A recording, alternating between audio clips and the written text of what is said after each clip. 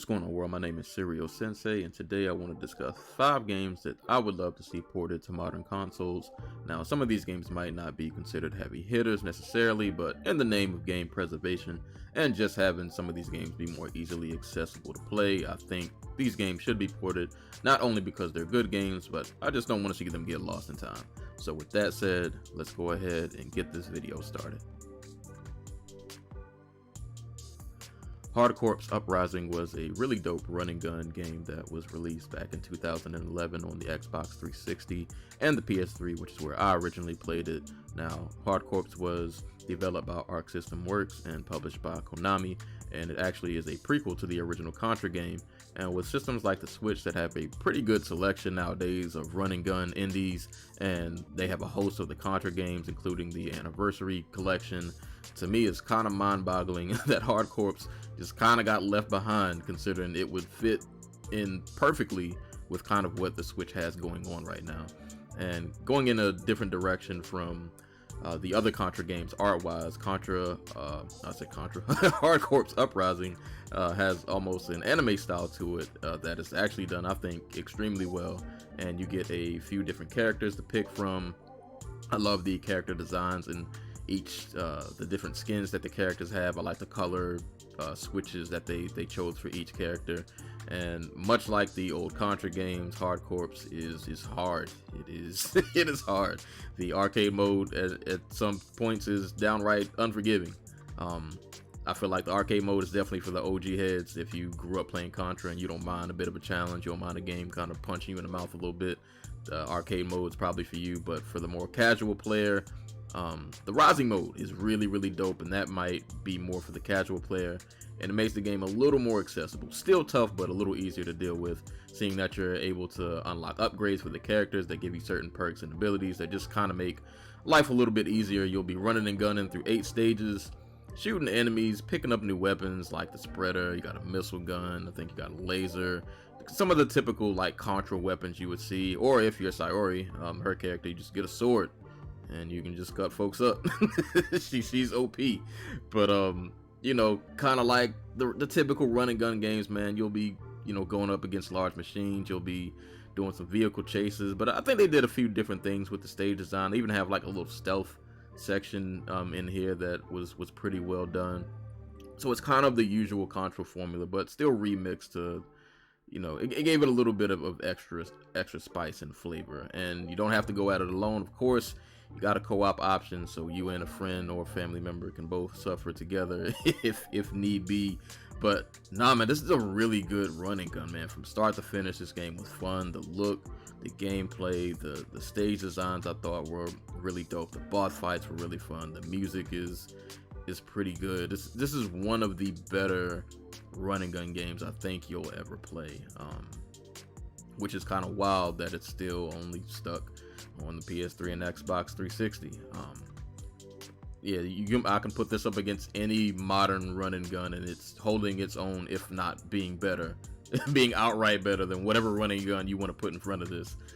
So yeah, Hardcorps Uprising definitely deserves a port to modern consoles, because this is a game that all run and gun fans should get to experience. The more I think about it, the more Bloody Roar is probably one of the most universally loved series that I can think of, at least from the people who grew up in that era that it was released, and for very good reason, because who would not want to start off a fight as a human and then inexplicably transform to a lion or a bat or a mole? pick your animal, and Bloody Roar got it, homie. They got it all. Now, the footage you're seeing on screen is specifically from Bloody Roar Primal Fury on the GameCube, but to be honest, this entire series just needs to be made available on modern consoles. Bloody Roar for me always stood out among its peers, especially in like the 3D fighting realm, because where else could I two-piece somebody and then mid-combo transform into a rabbit and then just keep extending the combo? And it was this kind of mixture of, you know, these beast transformations that made Bloody Roar so much fun to play. And the beast element made combos creative, and you could just find different ways to string them together and keep the combo going along from your human to your beast form. Bloody Roar was fast paced, but not so hectic that you couldn't figure things out. And I always loved the fact that the outer barriers of the stage could be broken and were destructible, so it was very possible to just backhand somebody through a fence or smack them into oncoming traffic. It's, you know, it's fun. I like being destructive. And aside from the gameplay mechanics, being on point, man, a fighting game, in my opinion, is only as good as its roster. And to me, Bloody Roar had a pretty memorable cast of characters, and everybody was fun to play with. I feel like it was crucial in fighting games, man. We got Shenlong the Tiger, Yugo the Wolf, Stun the Insect, Gato the Lion, Jenny the Bat. You know, we got Sheena out here. Like, we got a lot of good people to pick from, man. Everybody was fire except that penguin. That penguin out of here. What was his name? Kronos. Get him out of here. But everybody else, man, I was cool with. I don't like Sans the penguin. Get him out of here though. But, and you know what else this game made me remember that I had so much joy while I was recording footage for this. I remember back in the day before DLC was a thing, and the way to unlock additional characters was to just keep playing the game. Remember that? What a concept. But I will be quiet because I'll start shaking my old man fist and going on a rant. But like, in the age where fighting games are really out here crushing it, we got Street Fighter 6, you know, we got Mortal Kombat 1, Tekken somewhere looming around the corner. It feels like this would be the perfect climate to just let's bring Bloody Roar back into the fold. If we're not gonna remake it or give it another installment, can we just port it to a modern console so we can all just, you know, be beasts and be lions and rabbits and bats and moles and elephants and whatever, all the other animals they had in this game. I just want to relive those days. Well, I can relive it because I still have a GameCube, but for those who don't, they might be unable to. The means to play it might be a little harder. So yeah, man, Bloody Roar as a whole, as a franchise, needs to be ported to modern consoles. It's a super dope 3D fighter that everybody I know who played it loved it, and everybody just needs to experience it. So cheers to hoping that one day soon we'll get to see Bloody Roar back on a modern console. In my opinion, not only do the NES Remix games on the Wii U deserve a port to modern consoles, but these bad boys need sequels. Because to me, the concept of this game was genius, and it feels like a layup. I don't know how this series didn't keep going. But the NES Remix Pack was a pack that was released on the Wii U, and these games were basically kind of like a compilation of mini games where you get to play through a number of Nintendo classics that I'm sure most of us grew up on, and they put you in like a particular stage or room or an area, and you just need to complete some sort of unique task or challenge to get through the area and complete the stage. For example, it could be something as simple as just playing the Nintendo tennis game and winning a match, or you might be playing a Mario stage in reverse where you're running to the left instead of the right.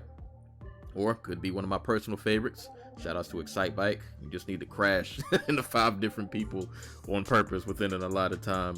Or sometimes they up the ante on you. Sometimes you might be playing a Donkey Kong stage, but you're playing with Link instead of Mario, which kind of sucks because Link can't jump.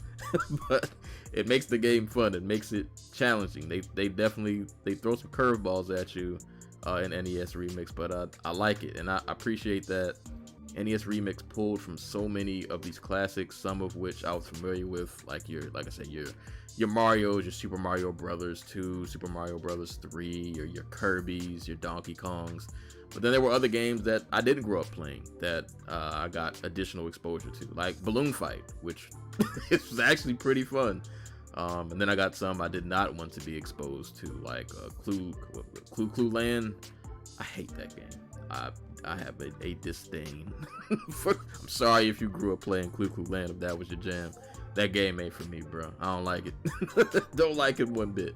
But NES Remix, to me, just it scratches that familiar nostalgia itch while still delivering just some new touches with the remix challenges.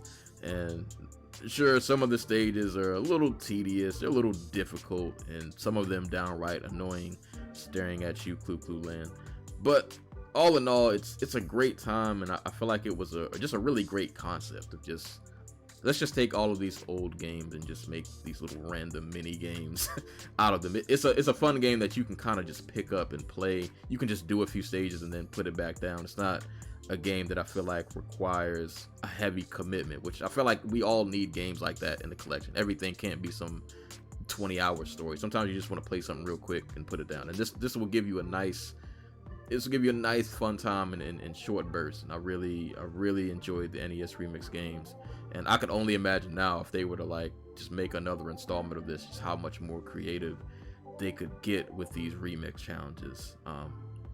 But if we're not gonna get a sequel, which doesn't seem like that'll ever happen, I will settle for a port. I don't know how with the Nintendo Online, like how is this not up there? I don't know. But for now, I would settle for a port of the NES Remix games if we were ever to get one.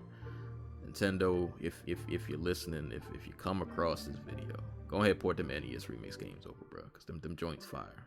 Them joints are fun, and we deserve to play these on a modern console. So go ahead and port that over and make everybody's lives that much better. Now, Killer is Dead is a PS3 game that I'm actually still playing through for the first time. Of transparency purposes, I am on stage 6, but I feel like I've played enough to this that I feel pretty comfortable saying that I think this should be ported to modern consoles, because this game is fun. It's just a lot of fun. Even though I don't fully understand the story or what's going on, I'm having a blast. The story is a little wacky, but the game just it holds my attention. In Killer is Dead, you play as the homie Mondo Zappa, who works for some kind of assassination firm, from what I'm gathering, and basically gets paid to eliminate these targets that he's paid to kill. Now it seems like there's some connection with, he has some kind of connection with some of these targets, as they're showing up in his memories, and something going on with some dark matter coming from the dark side of the moon, and that's messing up people. I'm gonna be honest, I can't really explain this story to y'all, but it's interesting to say the least. I can't really explain it to you. Now, though I don't really understand the story that much, what I do know is that the game delivers on all of the areas that I personally love, which is gameplay, art style, and personality. There's something about this cel-shaded art style that they went for that I really love, and I feel like it helps bring out the personality of these characters and their designs. The game it's weird because the game is like dark. It has this dark undertone, but it's still like stylish at the same time. It gave me very heavy No More Heroes vibe, which is right up my alley. And the gameplay is fast paced. It's satisfying. Mondo has this katana that he uses for his hack and slash moves, and he has this crazy mechanical arm that you can unlock upgrades for. And I love the look of the mechanical arm, as well as how it functions. When you use the mechanical arm, it switches the camera view to kind of like the third person over the shoulder, and kind of just gives you additional options to either shoot at range, or it even has like this little drill move that you can do up close. So I like the versatility. Killer is Dead, as I said, it's fast-paced hack and slash combat. You can pull off some cool combos with the katana. You got some special attacks, and you've got these cinematic finishers that you can also pull off if you have enough blood built up in that little blood meter that you see underneath the health bar. And you can also use said blood to heal yourself. So I like the functionality of the blood, of the uses of that. And one of my favorite things to do in this game is the adrenaline rush mode, which is triggered when you could pull off a perfect dodge. And in most games, I'm not good at pulling off a perfect dodge, but in this game, I've managed to do it a good enough time. I think I'm getting pretty good at it. And once you land the adrenaline rush, you can pull off this crazy rush combo where you are moving at DBZ Kaioken times like 20 speed, and it's really just beautiful to look at. Combat, it's not the most like complex system, but I feel like just the abilities that you can get, the upgrades you can buy from the shop, just make it more satisfying. It gives you more diversity, just more tools to work with. Like I said, art style wise, man, I love the enemy designs. I think the boss fights have so far been pretty fun and engaging. I like the stages. I appreciate a good linear game. So far, this game has been pretty good in linear. I don't mind a game telling me just go from point A to point B. There are some stages where you do kind of get to walk around a little more, but for the most part, this has been a pretty linear experience. And when you're not fighting and doing your standard hack and slash, things, He's got these gigolo missions where you do gigolo stuff. Mondo he's about the ladies now. I don't know if this would really fly well good in 2023, but it's a thing you can do in the game. Switch things up a little bit, you know, adds a little bit more variety to the pot. A few more spices, a little bit of extra seasoning.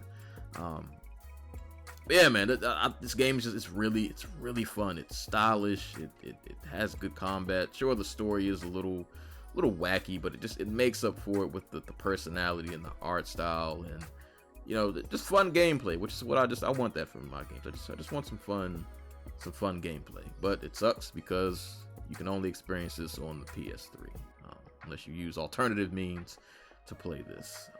But it would be really dope to see this on modern consoles. I don't think this game honestly sold well from what I looked up, but I still think this game is really solid. And as much other stuff as they put on these little PlayStation collections, this can get a spot somewhere. Just give us a modern way to play this. I think it's a game that is worth checking out. So hopefully one day Killer's Dead will make it to a modern console. And if it does, you should definitely give it a try. Now, Capcom, y'all have remade every Resident Evil game that ever came out, and I ain't mad at it. But Capcom, where's Joe? The streets have been asking, and all y'all have done is thrown Leon and his will kick in my face. But where's Joe? Where's Onimusha, for that matter? How about Dino Crisis? But never mind, we just gonna stay on topic. Now, Viewtiful Joe was a fire side-scrolling beat-em-up platformer that came out in 2003, where you play as the homie Joe, who literally gets thrown into one of his favorite movies after his girlfriend gets pretty much abducted by the villain of the movie. Now you got to pull up and save the day, and you will be doing so by throwing an abundance of hands, feats, aerial attacks, and the very cool, very awesome VFX gauge, which you can use to do things like slow down time or speed it up to Mach speed, which isn't only cool for just cinematic purposes, but it also actually affects how you fight certain enemies as well as how you traverse through each stage in terms of like the platforming, which I thought was implemented very well. Now, like I said, you can legit go Mach speed and you'll be punching so fast that you're setting people on fire. it's really, it never gets old. It never gets old. Man, Viewtiful Joe just reminds me of a time when games were just fun because that's all they had to be. We weren't crying over 60 frames this and 4K that and realistic graphics. This game was just flat out fun, and bruh, this art style, this cell shaded like comic book kind of look they went for. I don't know what to call it, but it's vibrant, it's expressive, and I like it, and it gives the game life, it gives it personality, which I know that I love. And I love that the game, you know, kind of sticking with the movie thing, and that the movie theme, it never loses track that you're in a movie, because the VFX meter that you use to alter the time speed is on a film reel, and the little graphic that pops up when you start to use the meter is also a film reel. So just little things like that I really enjoy in terms of game design. And Joe also has access to purchasable upgrades where you can unlock additional moves. You got some bombs and some boomerangs, and you can also buy health related things like extra lives and things like that, which you gonna need them. You will be buying the health things, I'm gonna tell you, because this game is it is deceptively hard. Like you look at it, you look at the graphics, you look at the tone of the game, and you're like, oh, this will probably be happy-go-lucky, and you know, I would just have a blast. Nah, chief, they not playing. This game is hard. You're gonna notice during the footage, you're only gonna see about 2 different stages, because I was getting my face kicked in recording footage for this game. I forgot how hard this was, bro. Not gonna hold you. It was rough out in these streets. But in terms of just beat 'em up action platformer, I feel like it doesn't get much better than this, man. Viewtiful Joe was critically acclaimed for a great reason. This mix of just creative cinematic beat 'em up gameplay mixed with this, like I said, this vibrant like comic book like visual style that they went for. It's an exceptional mashup of style and substance that I don't think too many other games have. Just the action is on point. Everything just works. Everything is so just creative. This is one of those games I would say that was made with love. I can feel the love that went into this game. It came across in the gameplay, it came across in the stages, it comes across in the music, just all of the little details of this game. I feel the love that went into Viewtiful Joe, and there's a reason why everybody I know who played this loved it, and we have been clamoring for this to just get a remake, get a port, something. Somebody save Joe. Somebody go save Joe. Bring him out of the depths of the Capcom library and bring this man to a modern console. So Capcom, listen, Capcom, when y'all are done with Resident Evil and all of their remakes, go holler at the homie Joe, man. He needs to talk to y'all. Go bring Joe over to some modern consoles. Listen, the streets need this. The culture needs this. The world, we deserve some more Viewtiful Joe. And Dino Crisis. And Onimusha. Please and thank you. Well, that is all I've got for today's video. These are 5 games that I would like to see ported to modern consoles. So let me know what you think in the comment section below, and let me know what games you would like to see ported to modern consoles. Thank you all for watching the video, and as always, y'all stay safe, y'all stay hydrated, and I will catch y'all on the next one.